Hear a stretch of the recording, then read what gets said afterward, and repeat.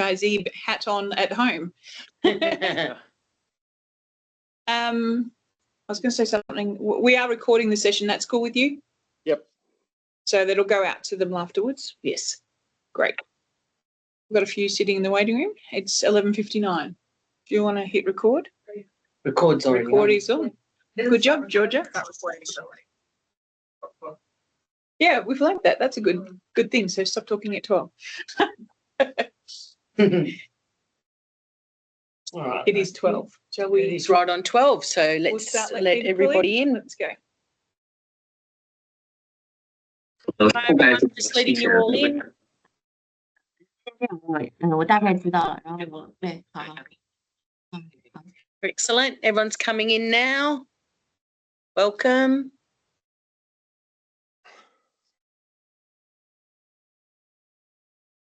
Hopefully we'll see some smiling faces, not little circles with initials.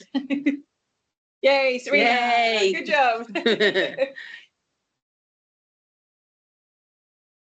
All right. Well, we'll get started whilst a few more people are jumping on. But thank you for coming today for our mentoring webinar. So the host today is Provender, the company, and Antony Dutton is the managing director. He will be talking to us today. Today is about balance. So successful balance, actually, working in your business versus working on your business. So there's a fair few bits of information that Antony will be talking to us about. So if you can keep your questions to the end, we're allowing sort of 15, 20 minutes, you know, for questions at the end anyways. Or if you think you're going to forget it, please type it in the chat and we'll read it out at the end. So without further ado, over to Antony. Okay, well, thanks, Helen. Let me just share my screen. Share that one and just do this. Okay. Excellent. All right, everyone can see that okay, I hope? Yep. Yes. Okay, all right. Well, I'll get going. As I know that there's a mix, I believe, between those on the franchise owners, franchisees, those from a franchise management office as well. So what I've tried to do is put something together that whether you're a franchise, if you're part of a franchise management office, you're an owner of a franchise group, or you're a franchisee, franchise owner, it talks to all audiences. If you can just leave the questions to the end, and as you'll see, this will sort of come together as we go through the presentation. Okay. Okay. So the first thing is when you look at this image, you know, it does. Sorry, just for everyone as well, if you. This is going to be. I don't want to talk to the slides. I will talk about a number of the slides. So when you look at this, the diagram on the screen, as you can see, you know, it gives some perspective when you look at you know, how many weeks you have in life. Okay, and as you can see that those of us that are at the 50-year mark. You know, what that actually means is that, of course, in terms of you know, the number of working weeks, so to speak, left, we're on the, you know, on the downward slide. But the key point from this is that you really need to plan, you know, have a life plan, and it's about doing this now and on in the future. And all of us that are, you know, that own businesses, small businesses in particular, it's very easy for life to get away from us. And for us not to spend the time, and I've often used over the years, you know, it's about working smarter, not harder. It's obviously one thing to say that, and it's very easy to go back, of course. Again, if we're the manager of a you know, a general manager, or if we're running a small business at the coalface, interacting with customers, it's very easy to get back into the habits that we know and we do daily. So success is subjective. you know, you need to define what it is for you. As we all know, that's is often talked about is the happiest people are not often the wealthiest in terms of, you know, in terms of dollars monetary value. You know, it's often observed that humans by nature generate wealth beyond needs. You know, it's often to feel accepted by others, but again, you need to define your dual vision for your business and your personal life. So often, as you can see on the slide there, when we break it down into, you know, for your business and for your life, you know, often your business goals, you know, should be defined by your personal goals. If your life goals is to reach a certain dollar number, to retire or to travel, you know, yearly or overseas holidays for you and your family, or a goal is to work part-time, not full-time, I mean, clearly this can define your business goals. And often, again, as business owners, we find that, you know, really it's the business that's actually defining who we are, what time, you know, what time we have in our personal lives. And often this is because just by the nature of business itself and the hours that we consume in our businesses, it often takes over our lives and it can be all encompassing for many. And of course, those that have, you know, in particular, that went through the pandemic, particularly for franchise owners, it did become all encompassing for, you know, for many. And again, it's trying to get that balance back between life goals and business goals. And of course, I've been to a number of, you know, the last few years where there were certain franchisees in certain sectors that did very well during the pandemic, but what actually happened that by the end of it, those, of course, they were incredibly burnt out. You know, there's no staff available, even if they wanted to have a break, and that in itself, of course, you know, has its own obviously mental impacts and and often physical impact as well in terms of how they can obviously drive their franchises going forward. Now, just a quick intro in terms of about Provender. So we are an unattended convenience food and beverage provider with a focus on small to large enterprise workplaces.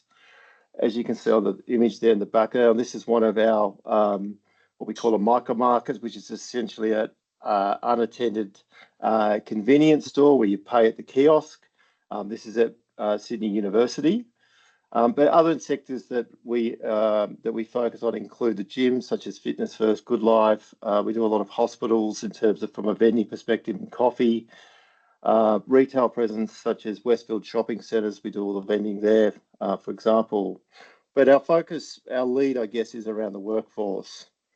And our vision is a world where every workplace can thrive with great food and drink experiences that bring people together day or night. And of course, a lot of our clients, such as in hospitals, you know, our logistics centres, such as Amazon's, warehouses such as Harvey Norman's, these are all clients of ours. Of course, it's very much a 24/7 businesses that we're working with, our customers are.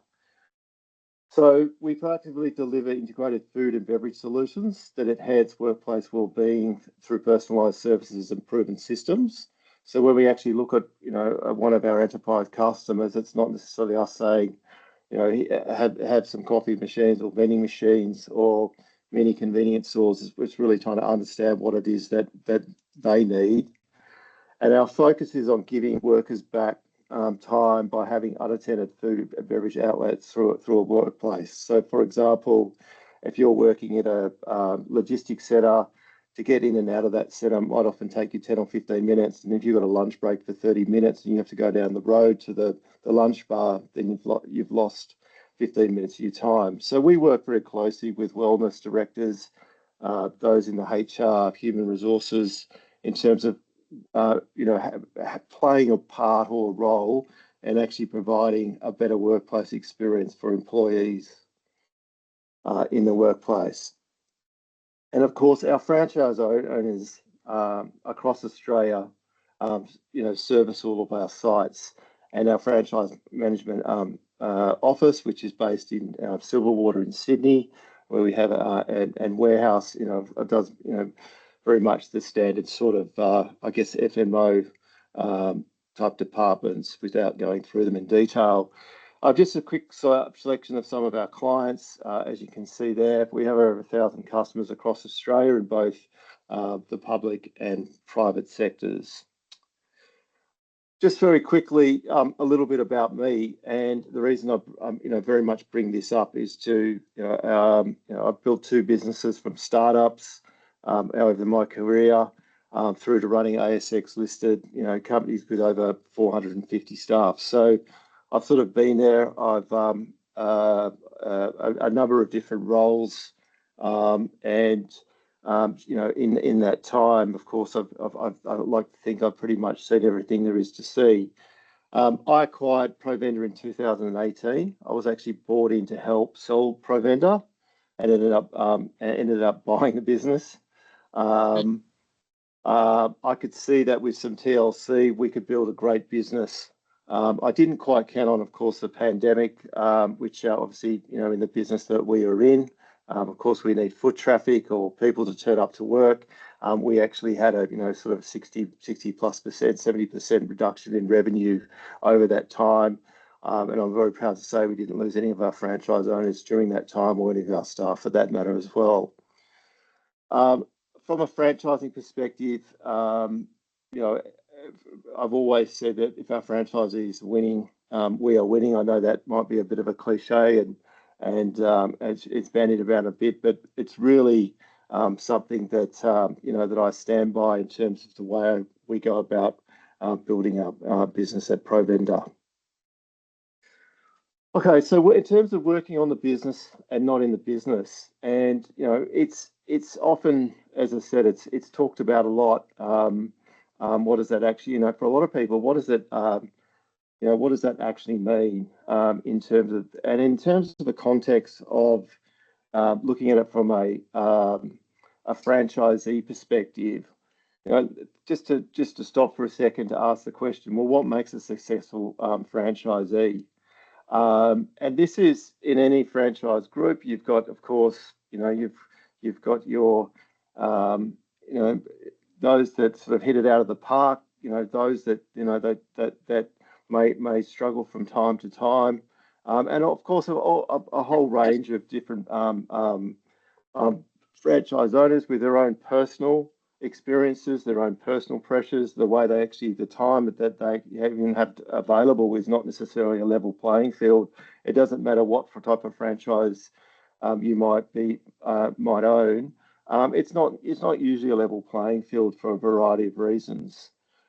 But in terms of, I guess, just to very quickly run a few of these points. So in terms of clarity of focus, of course, family should always be the most important for everyone. But in terms of actually having clarity, and I'll talk a little bit about going back to that point before about having the vision. Why is it that you get up every morning and go to work? What is the focus? Where are you trying to get to in terms of within your own business? How do you actually define that success? Of course, in terms of the basics, and I think if you talk to when my talkings with owners and many directors and managing directors, CEOs of other franchise groups, that it's that the top performing franchise owners consistently do the simple things well, and it doesn't matter what franchise group that is. That's a clear attribute that's there. Thirdly, in terms of personal plan first, and this is something that at Provender, in terms of actually, with our franchise development manager, sitting down and working through, what are the drivers for a franchise owner? And it's not just from a business perspective, it's in terms of what is the driver personally? What are you looking to achieve? What are your life goals? And that's really important. What is that deeper sense of purpose? And, you know, part of that personal plan is the reason, you know, what is the reason behind the business? What are you looking to achieve? You know, as I said, is it those holidays every year? Is it to pay off the mortgage to send kids to school? And that, you know, as the last point, resilience through purpose, you know, you know, the why always helps. You know, we all have tough days and tough weeks, but why are we doing it? And having that goal is really important. For me, you know, traveling, taking my family on holiday, overseas trips. I'm a passionate snow skier. You know, that's something that I look forward to every year. And, you know, even going to the point of having, you know, screensaver on my lap, you know, on my computer, if I'm going to be going overseas on a holiday, that gives me that motivation as well.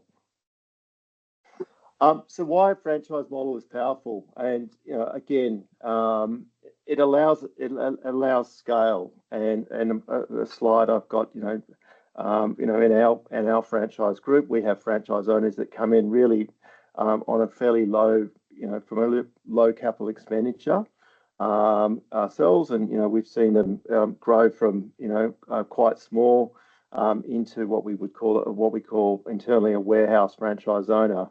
Where they may come in as a, you know, looking at it as a part-time.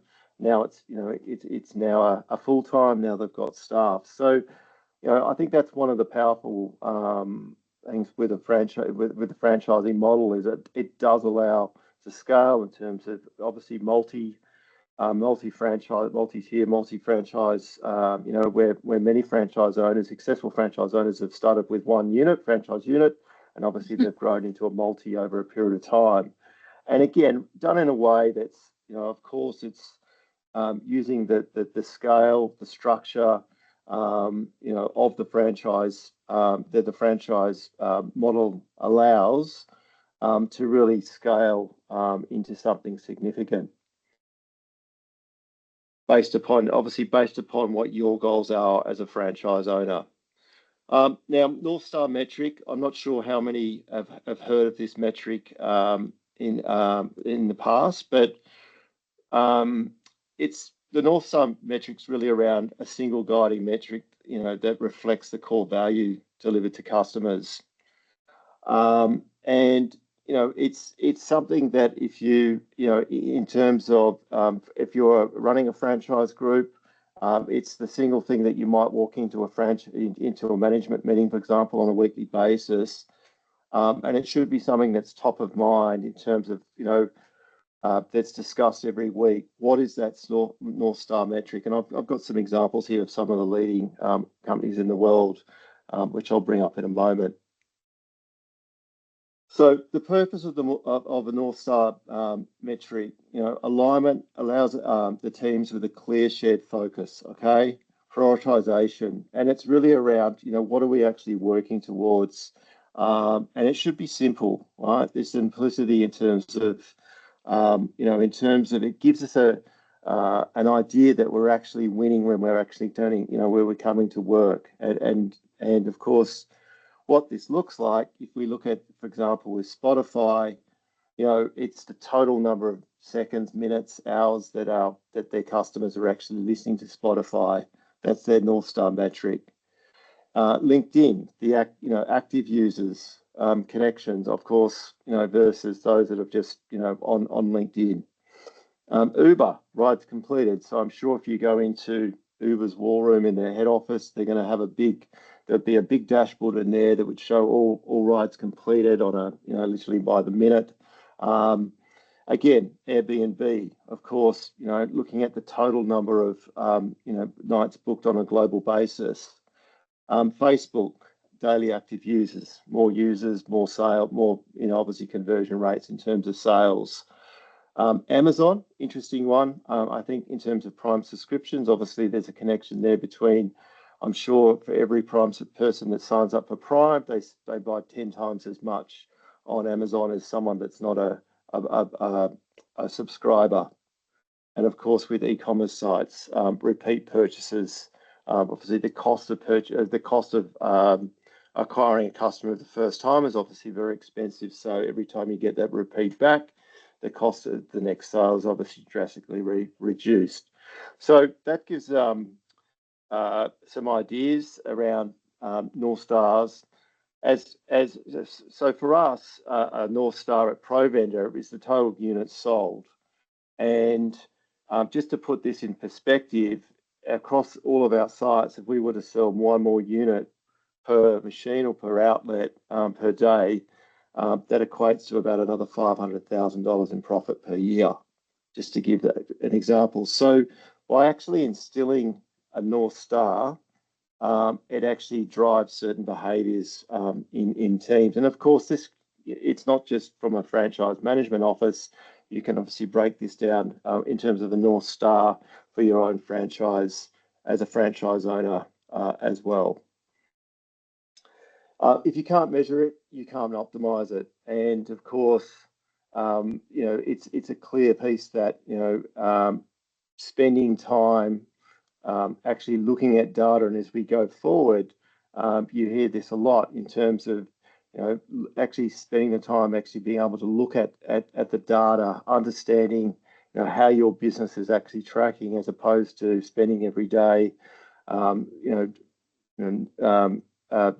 to 5 or whatever, 6 a.m. to 6 p.m., whatever those hours may be.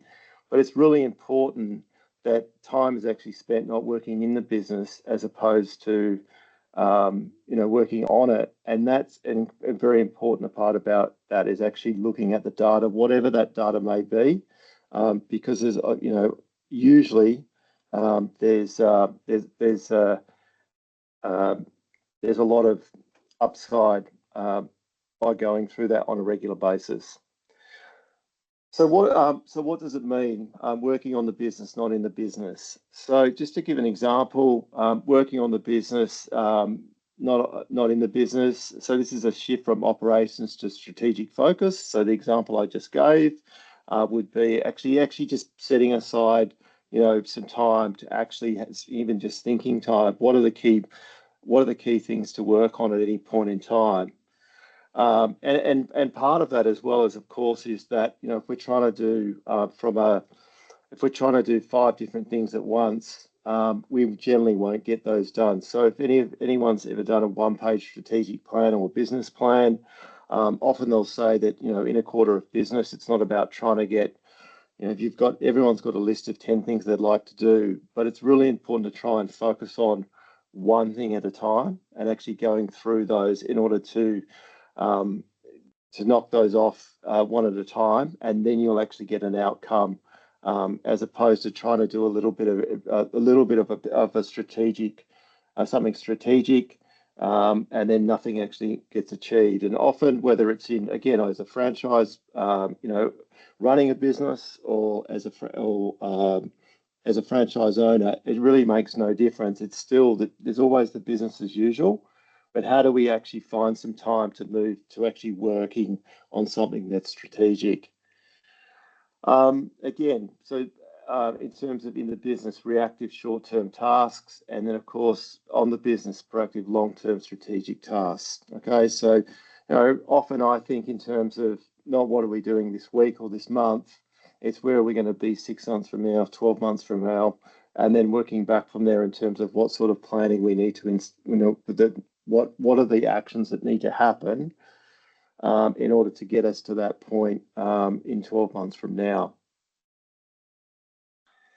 So working in the business. So of course we all have to everyone's got daily tasks or weekly tasks, so examples of working in the business, handling daily tasks and operations, managing employees, something that can be solved right now, and that goes for email as well. So if I'm reading an email and you can solve it on the spot, it's going to be quick.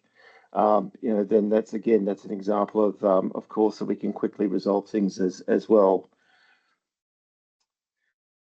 Okay, so working on the business, as I said, developing strategic goals and processes. So again, this is all really about time, but behind that, obviously this day and age, there's all sorts of different methodologies in terms of actually working on your business. For those that use ChatGPT, Using AI, you can literally just put in, if you've got some thoughts and actually in terms of what am I thinking or learning about, actually strategic goal planning. Of course, these days it's very easy to do that. Working on the business, so how do I make my business more efficient and scalable? Are there new different types of technology systems, or there's new workflow processes, or is there different ways of doing things? So for example, in our line of work, it could be from taking a warehouse where you've got manual picking to installing an inventory management system that makes it 3 times as fast to actually pick drink and snack items as opposed to how we're actually doing things today, which is it's a cost saving of times 3. I need 1 staff instead of 3, as an example. So those sorts of efficiencies and scalability is working on the business. In terms of proactive growth orientated approach. So again, if I've got one unit, I own 1 franchise today, and I want to expand out of that. What are the proactive growth orientated approach? What do I actually need to do in order to take that step? And of course, in most franchise groups, those steps. There's usually quite a step, whether it's going from 1 unit into multiple or growing a mobile franchise group. Again, it can still be quite a substantial step, because we might go from being able to run something out of home, we need to go into warehouses, we need to employ staff, all those sorts of things. So, what are those? Again, it's about spending the time and actually working through that and putting the process and putting those strategies in place. So in terms of again, examples of working on the business, so strategic direction and vision. A number of people again use business coaches or within a franchise group, franchise development managers, area managers. But yeah, in terms of actually having said that North Star, that vision, what is the strategic direction? As I've said, refining systems and processes. Of course, these days with artificial intelligence, with the ability to connect different software systems now, there's a lot of different, process refinement, systems refinement. And of course, that could make a massive difference if you're from a franchise management office, or of course, if you're a franchise owner as well. Leadership development and team management. And of course, this is an area that's often, put down the bottom of the priority list, but actually spending time obviously on all of our team in terms of training is obviously, and actually it's not just the time, it's actually planning for that time and having to think about, well, what development and team management do we need? What do we need in terms of around staff retention as well? Growth planning, again, around, the marketing expansion, sitting down, mapping out those plans.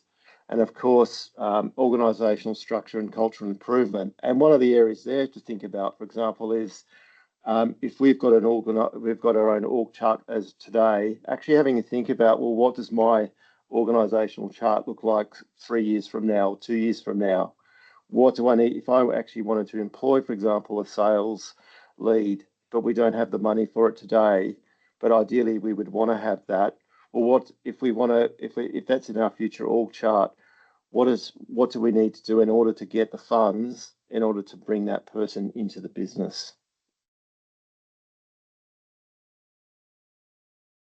Okay, so in terms of the benefits of working, of course, working smarter, enhanced scalability and efficiency. So there's all the research in the world can show that those that succeed is that it allows it provide the benefits of is scalability and efficiency. If you do those areas and you spend the time and you work on these areas, strategic areas in terms of improving your business, you will get the efficiencies which will allow you to scale if that's your business goal. And of course, as I said, in terms of, it goes without saying, increasing profitability, and of course, sustainability. How do we actually creating more moats around our business? is always important. And of course, more operational freedom and reduced dependency on the owner. And of course, again, as having more time again as a business owner is obviously important for most as well. Okay, so practical steps to transition. So I guess again, sometimes this can be said without saying, "Yep, it's nice to say this, but can I do this?" And again, in this day and age, delegate data responsibilities is not necessarily just to human. It can be using AI as we go forward. There's a lot of tool sets coming out here from helping with managing email. The amount of people say, I've got hundreds of emails to do today. Well, that might be something that AI can help with. So delegating daily responsibilities. In terms of documenting and streamlining processes, and it goes without saying that, over the years I've seen is that, actually sitting down and spending the time to work through processes can make a huge difference to a business in terms of not just from a profitability perspective, often in terms of job satisfaction. If it's someone that's doing a fairly manual job that they no longer need to do, for example, by just sitting down and working through what that process looks like. Strategic planning. So again, it needs to be planned out. Having those regular meetings, that regular time, making sure that it's in the diary, it doesn't get moved and get pushed out. I mean, that's a key. Otherwise, it's never going to happen. Investing in team training and development, and again, this day and age, it's amazing just how much a little bit of team training and development goes. I think it's fair to say that younger generations now, it's amazing how quick they are in terms of on the technology side, and actually enabling a new piece of technology for them. They'll just go off and make it happen, and with very little, I guess, cost involved. And evaluating business strategy continuously. So you can't just set and forget. You need to actually go through it. It goes back to those regular meetings, and again, often having someone else engaged, whether it's an accountant, financial person. If you're running a franchise group, a business coach, it keeps you on track as well. So just a transition example from our own group. Rob, he's one of our franchise owners based on the Gold Coast. He was a full-time mental nurse for many years, and over a number of years, he's transitioned to a full-time vending operator on the Gold Coast. His wife's involved. He has a couple of family members that do some work as well, and he's built that business from a small start, as I said, into a full-time warehouse facility, vans, obviously vans, etc. Rob's and his wife Georgie are very good in terms of the process, constantly looking at the data, making sure are there different ways in terms of how we can actually generate more profits. The franchise development manager works, on his one-page plan. He's got a very clear understanding in terms of, his life goals, what he wants out of life. He's involved in terms of within our own franchise group. He's a FAC council delegate. He attends the training, and he educates himself on the latest knowledge in terms of in the industry as well. And he's continuing to invest as well. So, he's made some strategic decisions to invest in new capital, and that he's seen that double the profit on those, the payback period as well, but also the profitability where he's made those investments as well, and that's been quite strategic for him. So just in conclusion, it's about sustainable and independent growth. It's when I talk about avoid operational entrapment, it's very easy for us to get caught up in the day-to-day and not you know, and obviously, you know, myself included, of course, and not have the time to actually spend, you know, thinking about what's next in our business or again in our personal lives and putting things off. And, you know, plan for your long-term business success. Okay, on that note, we can open it up to Q&A. Yep.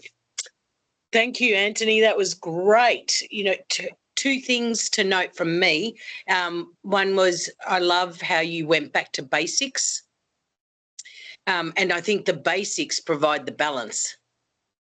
That's, you know, sort of the long and the short of it, that, you know, at the end of the day, if you're doing all the basics, then it's much easier to you know, to create the balance, work-life balance. Absolutely. So I love that. And what I didn't like is you mentioned from 50 onwards that it was downward. Hang on a minute. Well, that's working as well.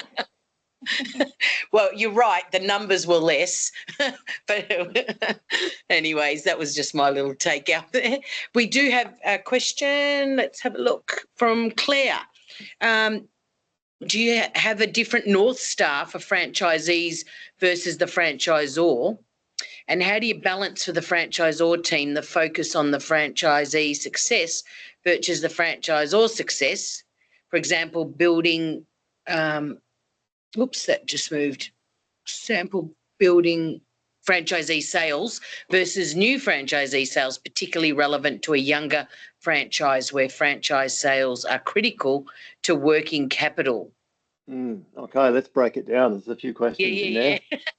Let's go back to the start. So, okay, so in terms of the North Star, I think it's a really good question in terms of around the franchisee versus, not versus, but in terms of, well, what's the North Star? And this is where it goes. It can go back a little to in terms of actual looking at the planning for, you know, for a franchise owner. You know, what is their North Star? You know, what are they looking to achieve really? And it can become, as a franchise owner, quite subjective. You, without trying to complicate it. And again, I would suggest you can go off and again, you know, the lovely thing with ChatGPTs these days, you can punch that in and it'll come up with lots of information. But you know, you can actually have a North Star that's around from, you know, these around both personal and business.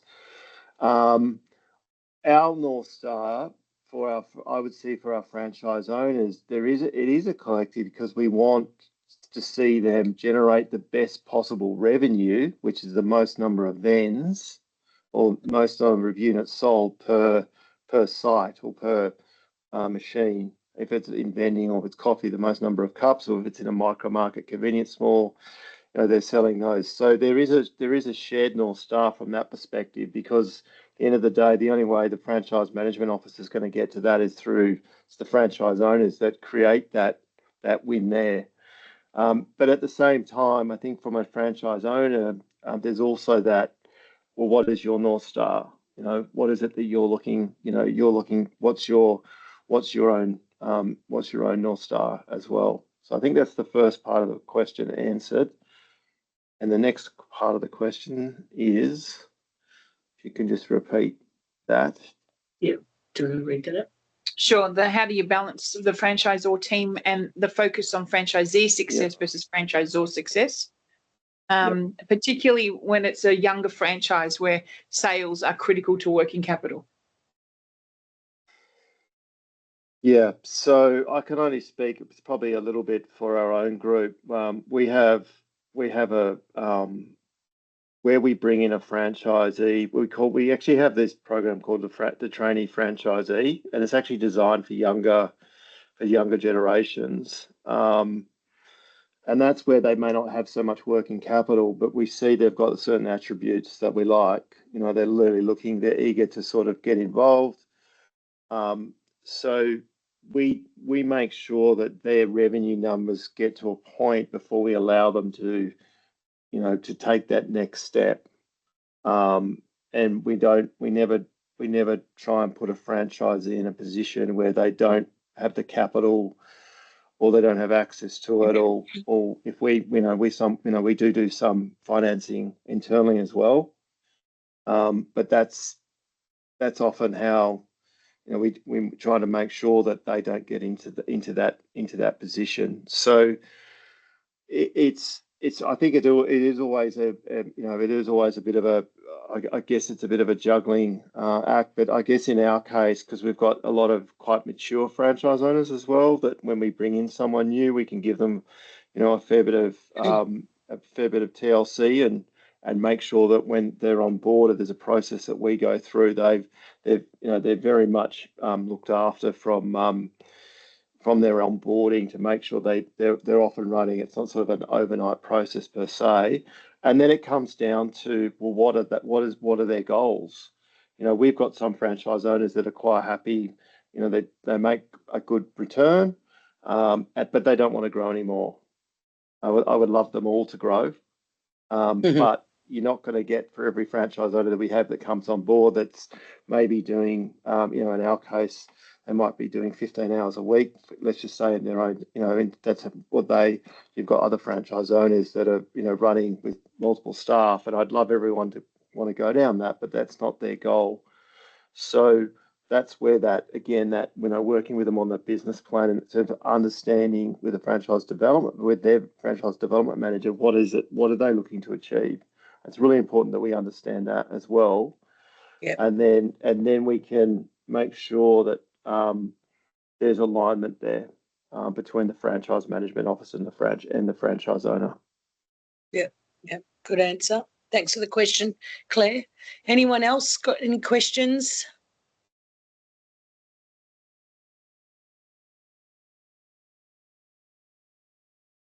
I can ask one while we're waiting. Yeah. I know you mentioned you love your skiing holiday and you love planning for that. How over the years, how have you learned how to work smarter, not harder, so you can actually relax and enjoy those moments, I guess?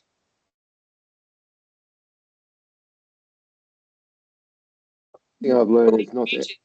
One thing I've learned is not to answer emails while I'm on holiday.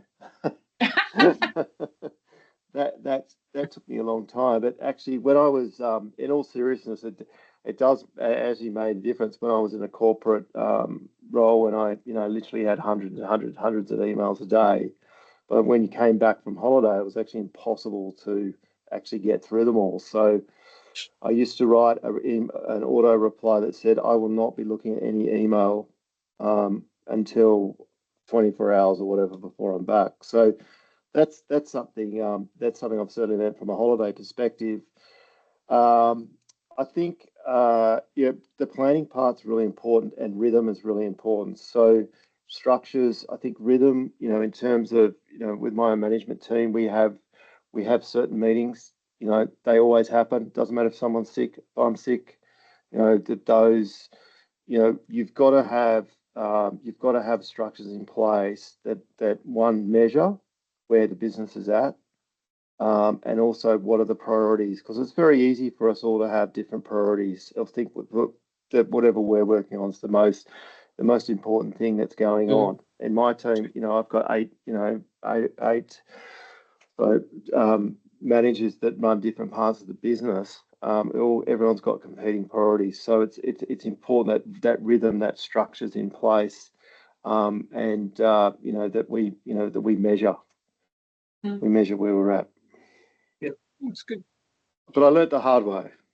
That's what I probably wanted you to say. I think we've all learnt the hard way. Yeah, certainly. You know, look, when you've got startups and those sorts of things, and you're working 24/7 to make it a success, and you're sitting in a room with, you know, yourself or one or two others, and it's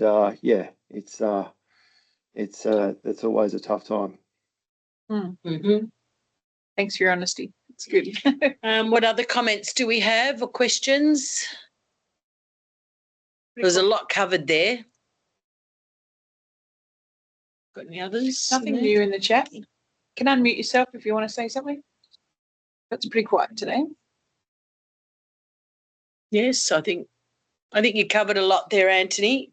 So just want to say thank you very much for taking the time to, again, go through some real good basics for everyone. And I think the North Star, I wrote it down for us as well. Yep. I think that's a great little philosophy there to live by, that's for sure, and so that everyone's got the same, they're all working towards the same, output or, or focus or whatever it is. So thank you. And thank you to everyone who joined us. Obviously, it's getting recorded, so you'll get the recording to be able to see it again. Our next mentoring is coming up in June. So Tuesday, the 24th of June, same time, 12 till 1. We have Quest Apartments talking to us about purpose-led franchising, embedding ESG for long-term brand and business value. So again, another hot topic to talk about. So look forward to seeing you all next month. This is for the mentoring webinars. So thank you very much, everyone. Thank you. Have Talk a great to you day. soon. Have a great day. Bye. Thank you, Thanks, Antony. Helen. Thanks, Helen. Bye. Bye.